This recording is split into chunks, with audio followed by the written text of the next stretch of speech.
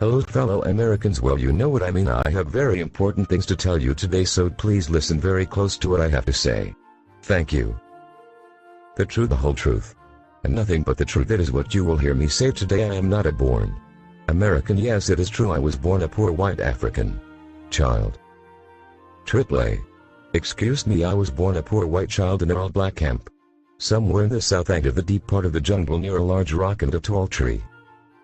When I was just a child, my mommy used me as a weapon to scare off the native headhunters in the deep part of the jungle where I was born. Sometimes my daddy would take me to work with him, and that is where the story was started. One day when I was with my daddy at his work, we seen a very ugly man with big green ears, and when he talked his ears would light up and spin around in a circle, and ugly yellow juice came running out from his ass just like my ass does. Except mine now has a red color after it dries out a little bit. But if you take it and put it in a blender for about 9 days, it will start turning yellow again. My wife is a very strange person. I mean, she sometimes takes the ugly yellow juice that runs out of my ass and she puts it in our lunch. I did not want to come over here to America to be your president, but the big ugly man with big green ears that spin around in circles told me if I did not do what he said, he would tell everyone a little secret of mine that only me and the big ugly man knows about. So I had to come here to your great country and do things he told me to do.